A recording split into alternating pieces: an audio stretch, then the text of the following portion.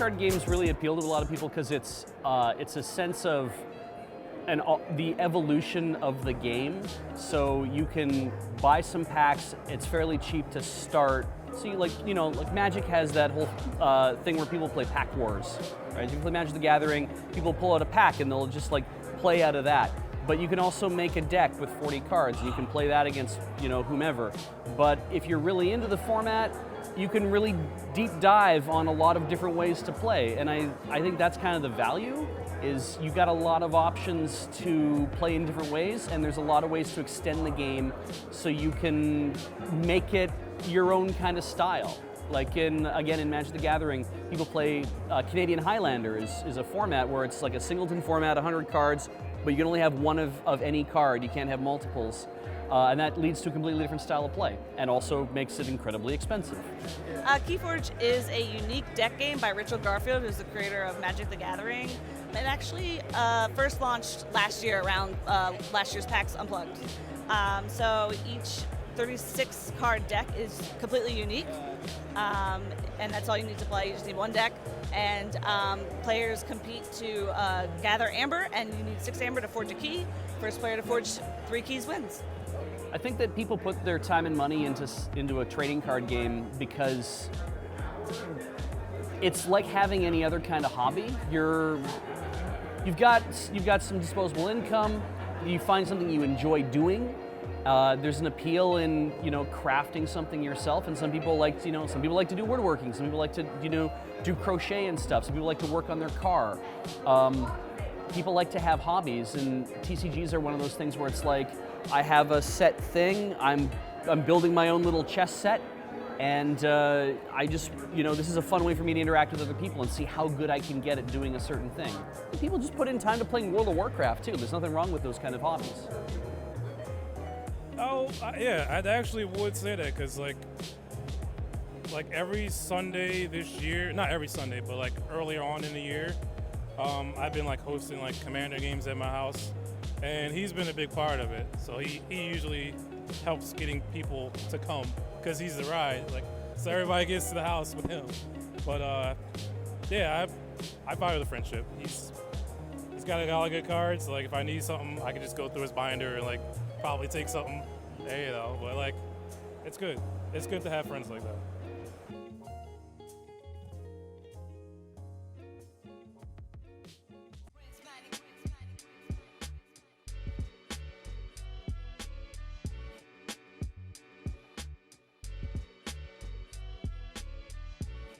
What got you interested in animation? Okay, so in animation, it was because I wanted to tell my stories of Dungeons & Dragons online, and originally I had a blog where I just retell the stories or talk about RPGs and stuff, and people watch and it's kind of interesting, but it's you really didn't, I could tell people it wasn't engaging with the audience as much, and so I started telling them online through the stories, but they really needed a visual format.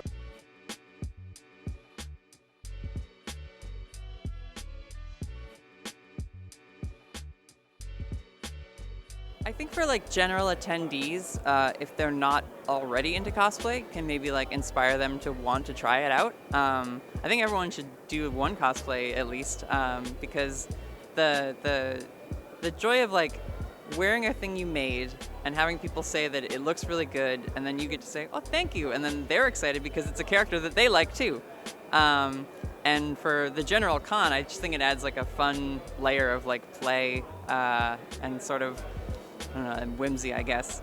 And especially cons like this, where you can meet the creators, because they're doing a lot of signings and things. Then you get to sort of thank them by showing, these people that are making the shows and things that we all love, what you were inspired to make based on their work.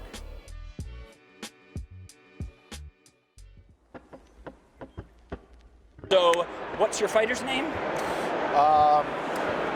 Kirk. So you're Kirk, and basically as Kirk, you're particularly good against monsters, but you can gauge anything. Which do you think Kirk would go against? I was always interested in game design from when I was probably about 8 or 9. I loved games in general, and I got the early D&D books.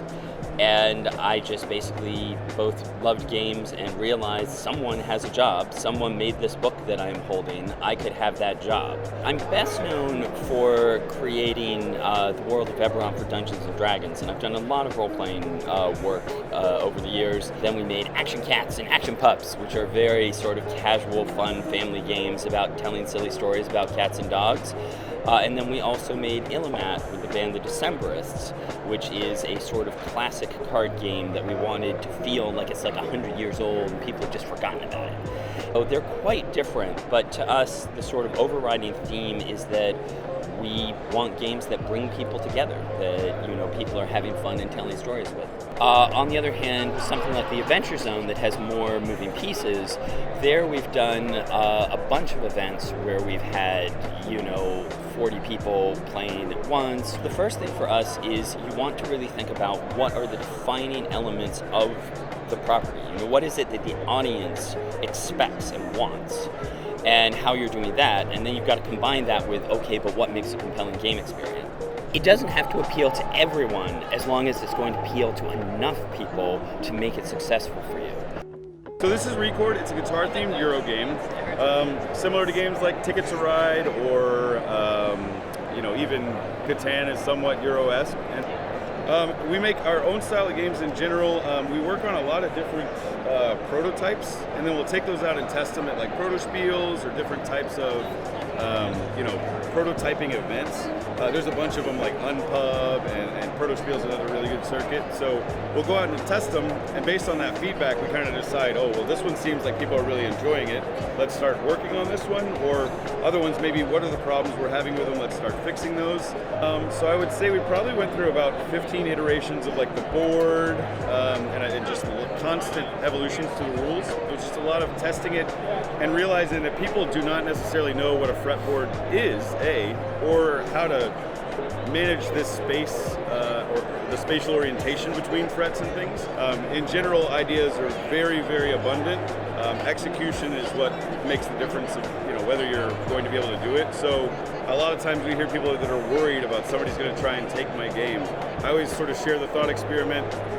What if you were trying to get your game taken? Because that's what we're trying to do. We're trying to sell games. That's that's it.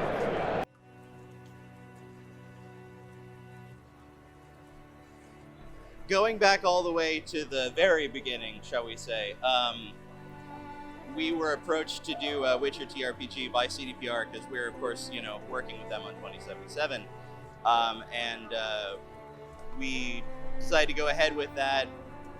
And I set up a whole pitch for the situation. This big green binder that was basically the entire core system for the game. I went over and pitched that, and I had this long, heavily stressful pitch meeting that eventually got at the end of it. We had a deal, and that was the beginning.